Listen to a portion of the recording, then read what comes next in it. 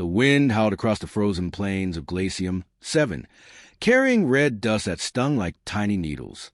Maya pressed her face against the transport window, watching the ancient ruins slide past like broken teeth jutting from the ground. Her grandfather sat beside her, his weathered hands gripping a data pad filled with botanical surveys he would never complete. "We don't have to leave," Maya said quietly. She was 8 years old, small for her age, with dark hair that refused to stay in its ponytail. Her grandfather sighed. "Yes, little flower, we do.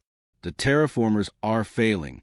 In 3 weeks, the atmosphere will be too thin to breathe." The colony was dying. Maya had watched families pack their lives into cargo containers every day for the past month. The school had closed. The market stood empty. Soon, only ghosts would remain on this world at the edge of human space. But Maya loved it here. She loved the strange purple grass her grandfather had engineered. She loved the way the double sun set in opposite directions. She loved exploring the mysterious structures left behind by the predecessors, the vanished civilization that once walked among the stars.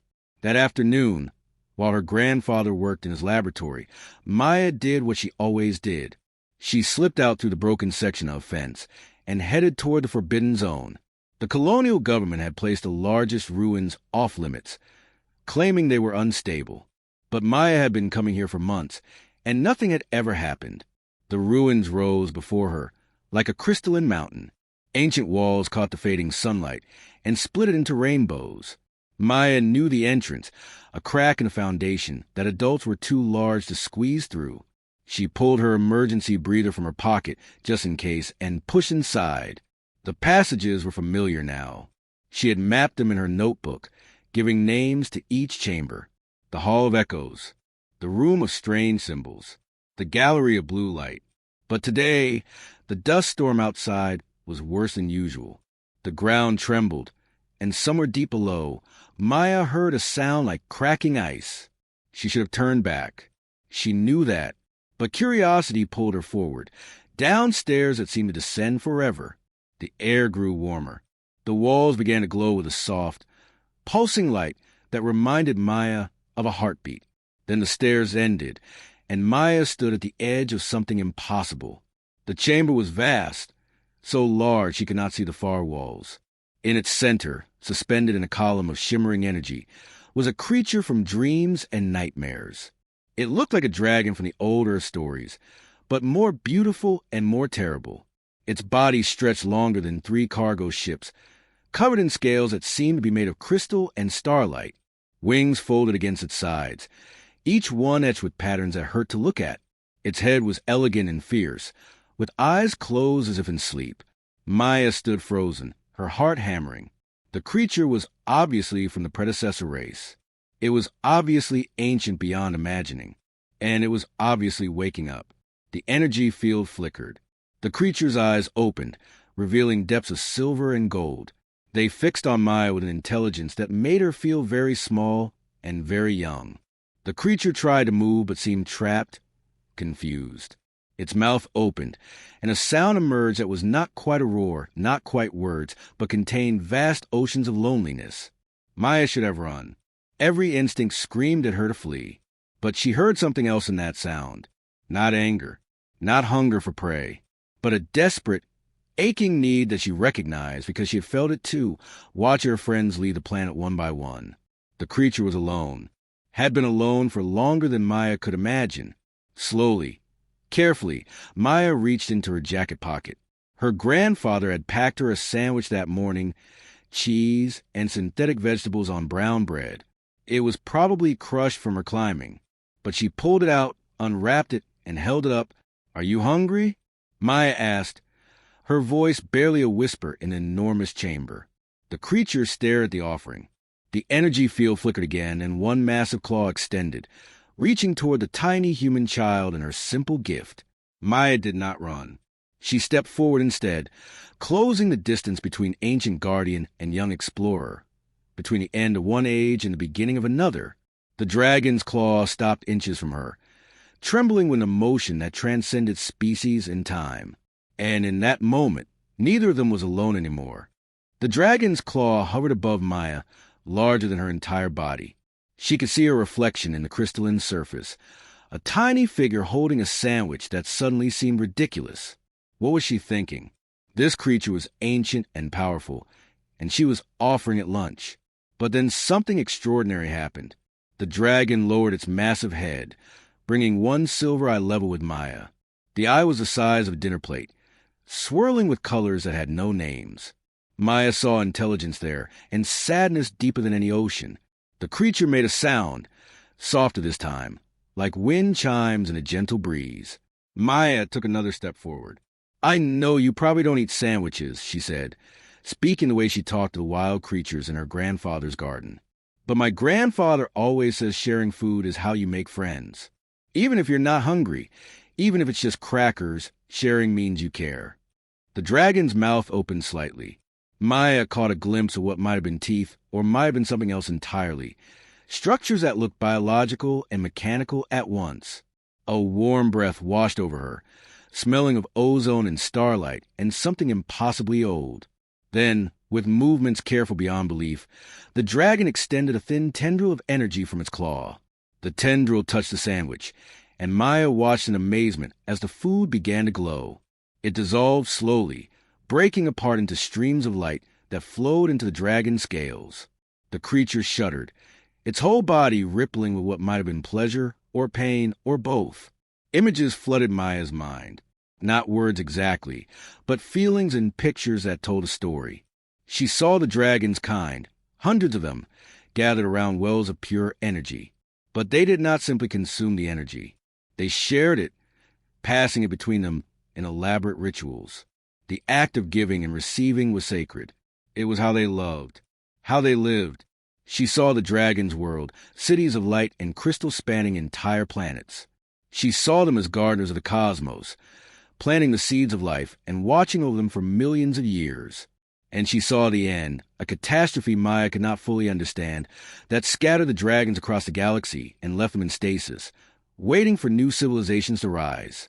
This dragon had waited alone, so terribly alone. "How long?" Maya whispered. "How long have you been here?" More images came, stars being born and dying, continents forming and eroding, time stretching so far back that Maya's mind could not grasp it.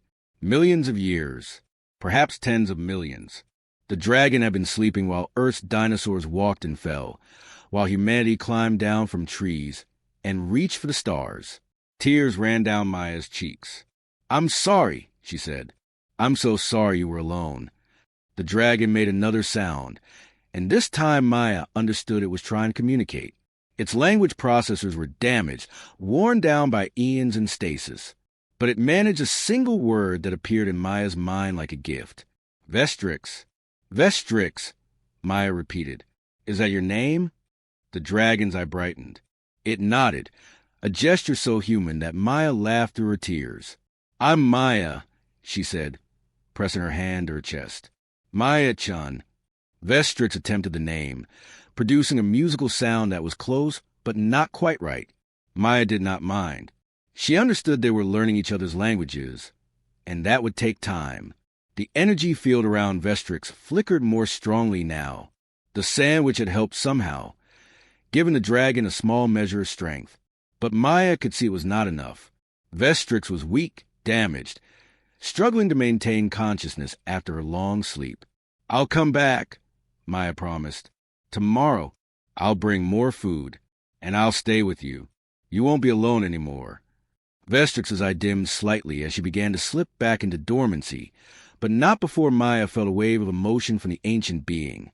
Gratitude, wonder, and something else, a feeling that had no human word, but meant something like hope mixed with the joy of unexpected connection.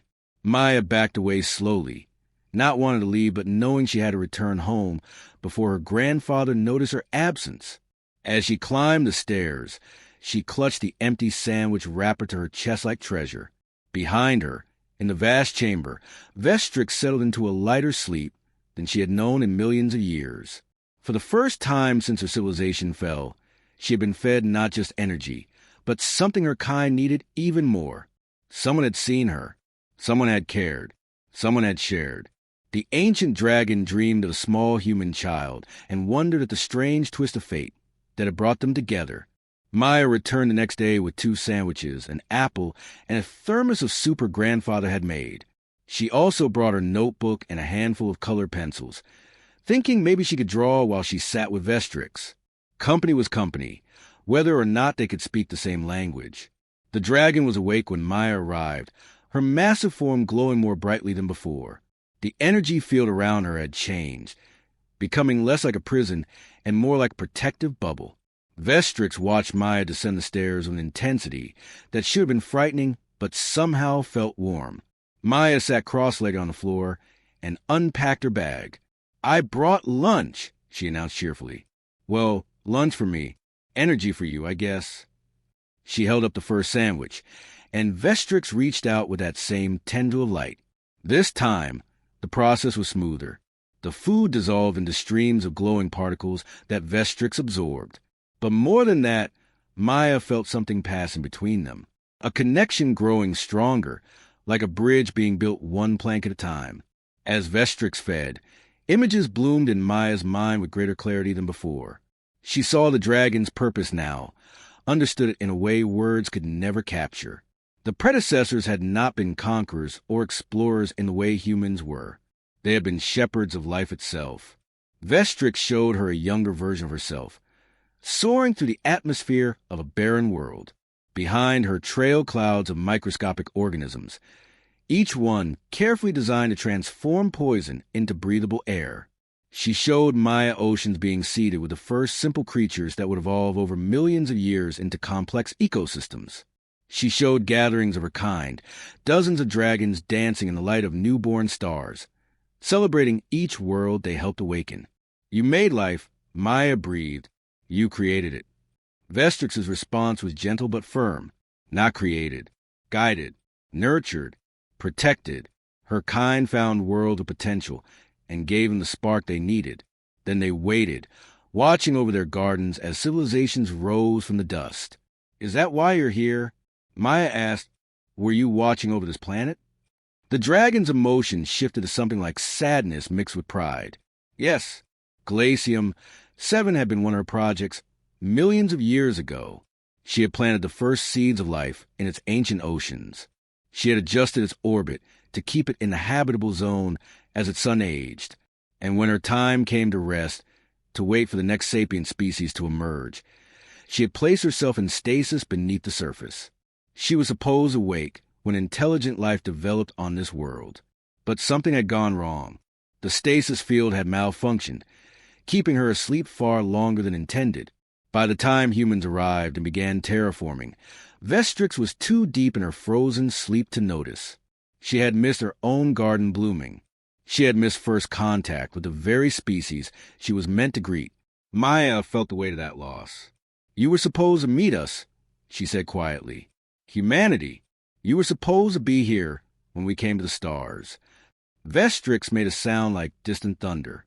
Her kind had placed guardians throughout the galaxy, each one waiting to welcome new civilizations to the cosmic community, to teach them, to share the wisdom of the predecessors, to ensure they did not walk the stars alone. But Vestrix had failed her purpose. She had slept through humanity's arrival, and now humans were leaving, abandoning the world she had spent eons preparing for them. "We're not leaving because we want to," Maya explained, pulling out her notebook. She drew pictures to help Vestrix understand. The failing terraformers, the thin atmosphere, the government decree. "The machines are broken. My grandfather says we don't have the technology to fix them." Vestrix studied the crude drawings with those ancient eyes. Then she showed Maya something that made the girl gasp. The terraformers were not separate machines brought by humans. They were part of the planet itself, ancient predecessor technology buried deep in the crust. Vestrix had built them millions of years ago. They were failing now because they had operated for so long without maintenance, without a guardian to tend them. Maya understood immediately. You can fix them. You can save the colony. But Vestrix's response was complicated. She could, yes, but she was still weak. The stasis had damaged her systems. She needed time to recover, to rebuild her strength. Time the colony did not have. Maya set her jaw with determination that surprised even herself. Then I'll help you get stronger. I'll come every day. I'll bring food. I'll bring stories. Whatever you need. Vestrix's eye brightened with an emotion that felt like joy mixed with disbelief. This small human child was offering to save an ancient dragon, so the dragon could save the human's world. The symmetry was beautiful. The courage was humbling. For the first time in millions of years, Vestrix felt something she had thought lost forever. She felt purpose returning, and it had come from a most unexpected source, a child with sandwiches and determination too large for her small frame. Maya visited Vestrix every day for 2 weeks, bringing food and stories, and simply sitting with the ancient dragon. Each visit made Vestrix stronger. The glow around her intensified. She could move more freely within her energy field. Her ability to communicate improved, and they developed a language of shared images and feelings that needed no words. But time was running out. The colony evacuation was nearly complete. Maya's grandfather had finally received his departure orders. In 3 days, the last transport would leave Glacium, 7 forever. Then the salvage ships arrived. Maya first saw them from her bedroom window, massive industrial vessels descending through the red clouds. They bore the logo of Titan Salvage Corporation, a company known for stripping abandoned colonies of anything valuable. Her grandfather explained that the government had sold salvage rights to offset evacuation costs. They'll take the buildings, the equipment, anything they can sell, he said grimly. It's legal, unfortunately. But Maya felt a cold dread settle in her stomach. The salvagers would not stop at buildings. They would explore the ruins. They would find Vestrix. She ran to the underground chamber as fast as her legs could carry her. Vestrix sensed her panic immediately, her massive head lifting in alarm. Ships, Maya gasped, catching her breath. Salvage ships. They're going to search the ruins. They'll find you. Vestrix understood the danger. Humans who came seeking profit would see her as the ultimate prize, a living specimen of predecessor technology. She showed Maya images of what such people might do, containment fields and laboratories, and endless examinations. A new prison to replace her stasis chamber. We have to hide you, Maya said desperately. Can you make yourself invisible? Can you dig deeper? But Vestrix was still too weak. She had not recovered enough strength to move her massive form or activate defensive systems. She was trapped, vulnerable, her ancient power reduced to a flicker of what it once was. The salvagers worked quickly. Within a day, their sensor equipment detected the energy signature beneath the ruins. Maya watched from a distance as teams of workers set up equipment around the entrance she had used. They brought larger drills to widen the passages, portable generators, and something that looked like a massive cage made of light. Her grandfather found her there, standing at the edge of the forbidden zone. Maya, we need a pack. The transport leaves tomorrow morning. No, Maya said, her voice steady despite her fear. I'm not leaving. Little flower, we have no choice. Yes, we do. Maya turned to face him, and he saw something in her eyes that made him pause. Grandfather, I found something in the ruins. Someone, and she needs our help. Maya told him everything. About Vestrix, about the predecessors, about the dragon who had waited millions of years to meet humanity only to face capture and imprisonment. Her grandfather listened, his scientist's mind warring with his protector's heart. Finally, he nodded. Show me, he said simply. They reached Vestrix's chamber ahead of the salvagers, but not by much. Maya's grandfather stood before the dragon, tears streaming down his weathered face. Magnificent, he whispered. You're absolutely magnificent. Vestrix regarded him with those ancient eyes, and some understanding passed between them. The old botanist who had spent his life nurturing growth on hostile worlds recognized a kindred spirit in the dragon who had done the same across the cosmos. We need a plan, he said, his mind already working. The salvagers have government permits.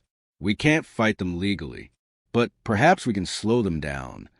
Over the next hours, Maya's grandfather used his knowledge of the planet to sabotage the salvagers' equipment. He triggered cave-ins in the upper passages.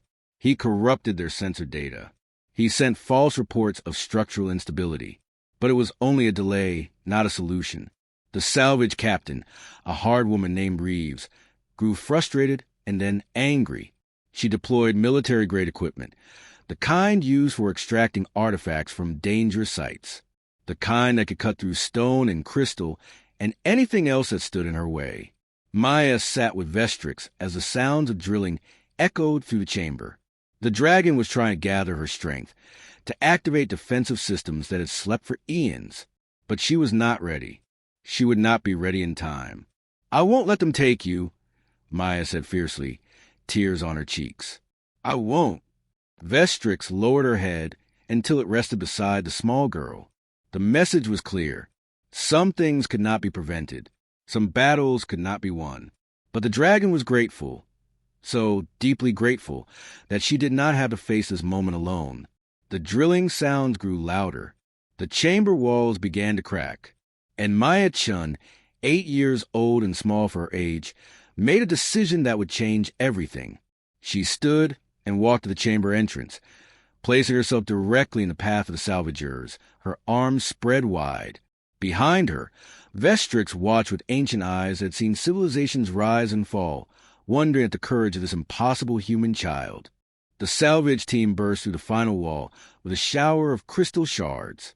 Captain Reeves led them, her face hard with determination and greed. Behind her came 6 workers carrying containment equipment that hummed with dangerous energy. They stopped when they saw Maya standing in the center of the vast chamber, a tiny figure before the glowing form of Vestrix. "Step aside, kid," Reeves said, her voice not unkind but absolutely firm. "This is corporate property now. Legal salvage." "She's not property," Maya said, her voice shaking but clear. "She's alive. She's a person." Reeves laughed without humor. "That thing is worth more than this entire colony. Its predecessor tech, living tech. Do you know what the universities would pay? What the military would pay?" She gestured to her team. "Move the child." 2 workers stepped forward. Maya did not move. Instead, she reached into her pocket and pulled out a sandwich, the last one her grandfather had made. She unwrapped it slowly, deliberately, and held it up toward Vestrix. "We're friends," Maya said, loud enough for everyone to hear. "And friends share food. That's what makes us human. Not how much money we have, or what technology we can steal. It's how we treat each other." The dragon's massive head lowered toward Maya and the offered sandwich. The tendril of energy extended, and the food dissolved into light. But this time, something different happened. The light did not just flow into Vestrix. It spread through her entire body, igniting systems that had been dark for millions of years. Maya felt it too, a warmth spreading from her heart outward. Every visit, every sandwich, every hour she had spent sitting with Vestrix and talking about her life, her fears, her hopes, it all had been feeding the dragon something more vital than energy. It had been feeding her purpose, connection, a reason to wake fully and remember what she was meant to do. Vestrix's eyes blazed with light that filled the chamber. The energy field around her shattered like glass, and for the first time since the age of dinosaurs, she moved freely. Her wings unfurled, vast and terrible and beautiful, etched with patterns that seemed to contain entire star systems. The salvagers stumbled backward, their equipment sparking and failing in the presence of power they could not measure or contain. The dragon spoke, and this time everyone heard it, not in their ears but in their minds, a voice like ancient mountains and newborn stars. "I am Vestrix, guardian of the 7th garden. I have slept while my duty went unfulfilled. No longer." She turned her attention to Captain Reeves, and the woman fell to her knees under the weight of that gaze. "You came to take what is not yours. You sought to imprison one who planted the first seeds of life on this world. I could destroy you. My kind once had that power and more." Reeves could not speak, could barely breathe.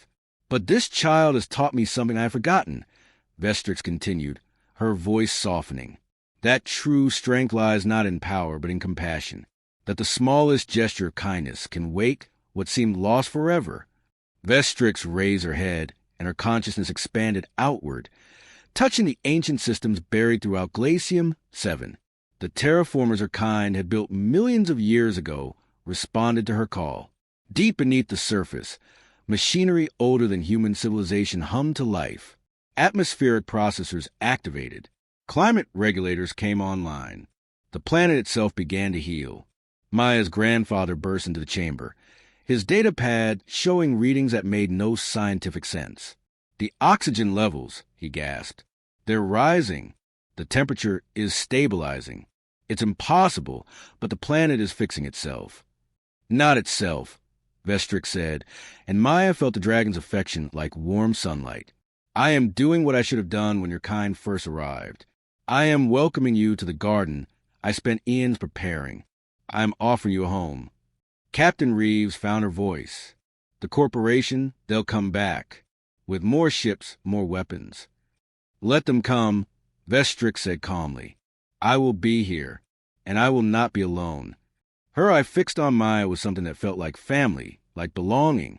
"I claim this human child as Clutchkin, the first of her species to be adopted into the predecessor line. She fed me when I hungered.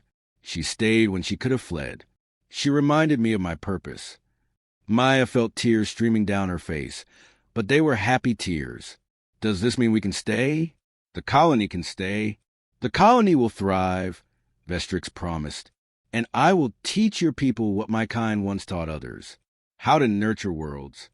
How to walk among the stars with wisdom and care. How to be guardians rather than conquerors."